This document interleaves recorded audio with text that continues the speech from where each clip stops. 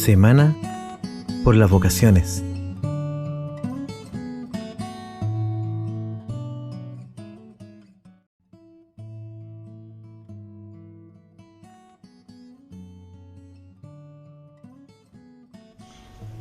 Bueno, yo creo que el tiempo como la enseñanza media, pero uno se fue como identificando con varios sacerdotes y misioneros que visitaban la casa. Porque en la casa de mis hermanas habían siempre algunas enfermas, entonces también implicaba de que llegaban muchos sacerdotes para animar a mis papás y ayudar también a mi familia al llevar esta cruz. Entonces ahí uno veía lo importante que eran estas figuras, digamos, esas personas como para animar, para unir también a las personas. Yo creo que en el pueblo también había cierta adversidad, todavía era posguerra, Segunda Guerra Mundial, había gente que había colaborado con los alemanes y otros, claro, que no querían nada, entonces todavía estaban estas enemistades y el sacerdote ayudó a esas personas a hacer un proceso así de entendimiento y de apaciguar ahí los ánimos. Entonces, y también estos misioneros que venían, algunos de África, otros de Japón, de la China, en ese momento, a mí me despertaba el interés y yo veía el bien que hacían estas personas. Y en ese contexto, digamos, que nace el deseo también de poder seguir un estilo de vida como ellos lo mostraban.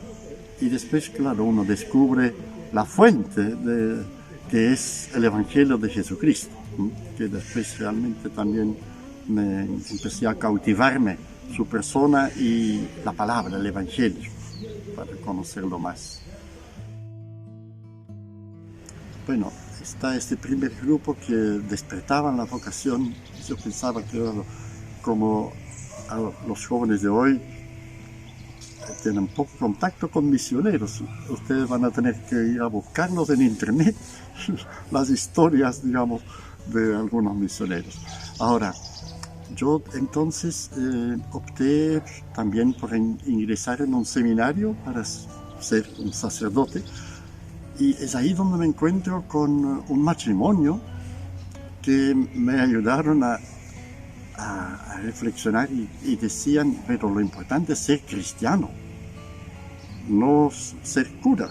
Entonces, y efectivamente, ¿no es cierto? Porque uno habían sacerdotes que no vivían tan coherentemente el Evangelio como otros. Y uno veía matrimonios que sí, ¿no es cierto? En su modo de quererse y de educar y jugársela por sus hijos, realmente estaba ahí presente el Espíritu de Jesús. Entonces ahí uno empezó a reflexionar y opté entonces por cuidar mi vocación de cristiano, y que no era necesariamente ser sacerdote, pero sí desde siempre ha sido el deseo de una consagración, lo que llamamos nosotros el celibato, de no vincularme con una mujer o formar familia yo, sino estar al servicio de la comunidad.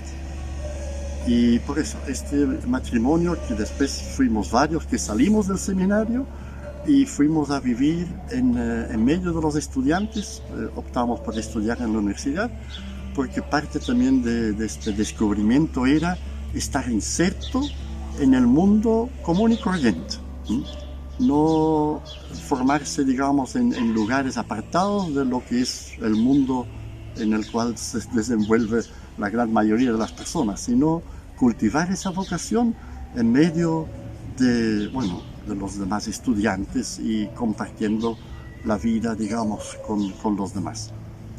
Eso es un primer, de ese matrimonio y los amigos de aquel entonces de mi tiempo de estudios universitarios. Y después marca, claro, mi hermana, que llegó a Chile como misionera. Ella tiene 14 años más que yo y llegó a Chile, y ahí empezó a hablarme de Chile Y ahí entonces está el deseo de estar más cerca de los pobres y de los pueblos. En ese tiempo decían en desarrollo, ¿no es cierto? Porque efectivamente en los años 60 había bastante pobreza todavía en Chile. Entonces ahí me pego el salto a Chile y a través de un sacerdote amigo a Talca. Entonces es el deseo que seguir a Jesús es estar al lado de los que sufren, de los pobres, de las mayorías de la humanidad. Y después aquí en Chile yo llego en el tiempo de la dictadura, entonces me van marcando, digamos, se podría decir, los profetas, las personas que luchan por recuperar la democracia y que luchan por un país de más justicia social. Y ahí también hay sacerdotes como el padre Pepe Aldunate, el padre Mariano Puga. Yo viví después algunos años en la población La Bandera con sacerdotes que estaban muy comprometidos también con los pobladores que se organizaban en ese momento para recuperar sus derechos.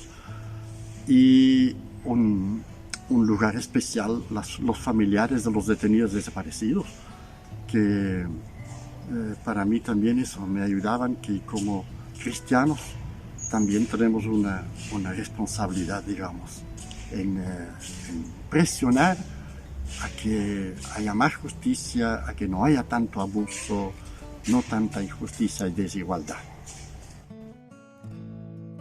Bien. Bueno, él sigue siendo la persona de Jesucristo y su evangelio. Este libro, el Nuevo Testamento, los evangelios, las cartas de Pablo, es una fuente permanente de inspiración. Y aunque uno haya leído 100 veces los textos siguen inspirando, siguen ayudándome a sentir, digamos, eso, el cariño, la grandeza, la misericordia de mi Dios, y también las exigencias, las llamadas que me hace para no instalarme, para no conformarme ni con mi propia vida aquí donde yo estoy, ni tampoco, digamos, con las situaciones que voy encontrando. Siempre ahí Jesús te invita a convertirte, a luchar, a superarte. Y después el ideal, claro, de Jesús también era, él luchó por el reino de Dios, justamente por una nueva humanidad donde las personas se comprendan, se apoyan. Y yo veo que eso es algo muy importante, que con esta vocación de mejorar la situación, pero que sea de una forma pacífica, que sea una forma dialogada, que sea con un espíritu de tolerancia y ¿cómo decir? Yo allí, entre los ideales están, por ejemplo, estos luchadores como un Martin Luther King o un Mahatma Gandhi, ¿no es cierto?, que lucharon también por los derechos de los postergados, pero también confiado de que la fuerza está en la autoridad moral y en la organización, en la unión, unir muchas voluntades para un mismo objetivo. Y bueno, lo que también a uno lo alimenta es la cercanía a la gente humilde, donde uno encuentra también tanta humanidad. Y también en Chile, a pesar de las adversidades, siempre el optimismo, la talla, la esperanza. Entonces, eso también es una fuente importante, digamos, en el trabajo que realizamos. Y también uno, en medio de los encarcelados, a pesar de que también es una situación muy inhumana que viven, pero también ahí hay solidaridad, hay fe, y una acogida enorme hacia el grupo de la pastoral carcelaria. Las chiquillas que van entonces son realmente amigas. Y ahí me acuerdo de una parte muy linda de una carta del Papa Francisco. Tenemos que tener la pasión por Jesús y la pasión por el pueblo. Porque como la tenía Jesús también, ese amor como del buen pastor que está al lado de todo su rebaño, pero especialmente de estas ovejas de repente más descarriadas y perdidas y quizás las más postergadas. La vocación puede ser por el lado también de una vida así consagrada, pero también está la vocación como matrimonio, como familia, y lo que yo espero que a ustedes también les suceda, que vayan encontrando en la persona de Jesucristo un gran amigo, un maestro, un liberador también, que permite que también en los momentos difíciles o cuando andamos bajoneados es capaz de sacarme adelante, de inyectarme nuevamente esperanza. En fin, espero, alguien dijo, aunque es una chispa chiquitita de admiración por Jesús, cuídala como un tesoro, porque es una gracia que hemos recibido del Señor, de tener ese feeling, esa conexión con este Cristo resucitado y también con su palabra. Encontrar en esa palabra la belleza, la riqueza, la sabiduría que contiene. Y después eso, valorar a las personas, todas personas que sean carabineros o si sean de los que andan encapuchados, es la señora que está pidiendo limosna o la otra que se le están robando su 4x4, en fin. Todos formamos parte de este pueblo y tenemos que encontrar la forma de convivir, pero sí de una vida donde la torta que tiene Chile, que es un país tan bendecido por el Señor, que estas riquezas sean mejor repartidas de lo que están en este momento. Entonces, pero que lo hagamos pensando de que tiene que ser para compartir, equitativo para todos. Y bueno, de que también ustedes ayudan a nuestra iglesia a ser mejor,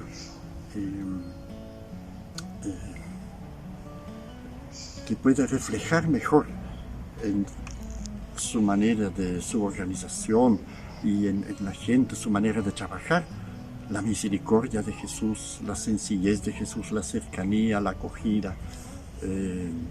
Y bueno, también la lucha hoy en día por el medio ambiente, porque es lo que nos angustia pensar las futuras generaciones, con qué planeta, con qué mundo ustedes van a tener que interactuar. Bueno, ahí también que al máximo cuidemos el agua, el aire, la energía, para que también los que vienen todavía puedan disfrutar de la hermosura, la belleza de la creación que Dios nos entregó. Así, y echan a andar su creatividad, su imaginación, y poner sus talentos y dones al servicio de los demás, y especialmente de los pequeños, que no siempre al servicio de los transnacionales, de los grandes, sino que realmente ustedes van ingeniando tecnología, no sé, o oficios, pero para que viene en beneficio de la gente que en este momento está postergada. Y eso, pero felices cuando algunos de ustedes dan el paso también eso, a una vida totalmente consagrada al Señor, para formar comunidades cristianas y comunidades que sean como el buen samaritano, y donde hay lugar también para orar, para fomentar también la espiritualidad, ¿no es cierto? Y donde hay personas que dicen, sí, quiero vivir muy agradecido porque todos los días recibo tantas cosas gratuitamente de mi Creador y Señor. Así, chiquillos, la vida es bella. Disfrútenla, pero para ponerla al servicio de los demás. Bueno, uno de los textos del Evangelio que me han inspirado y me siguen inspirando es el lavado de los pies, de que ese maestro tan extraordinario antes de compartir la última cena se pone a lavar los pies a sus apóstoles. Y después de haberlo hecho, le dice, ¿comprenden lo que acabo de hacer? Ustedes me llaman maestro y señor, y dicen bien. Pero si yo, que soy maestro y señor, les he lavado los pies, también ustedes deben lavarse los pies unos a otros. Les he dado ejemplo para que hagan lo mismo que yo hice con ustedes. Les aseguro que el sirviente no es más que su señor, ni el enviado más que el que lo envía. Serán felices si sabiendo estas cosas las cumplen.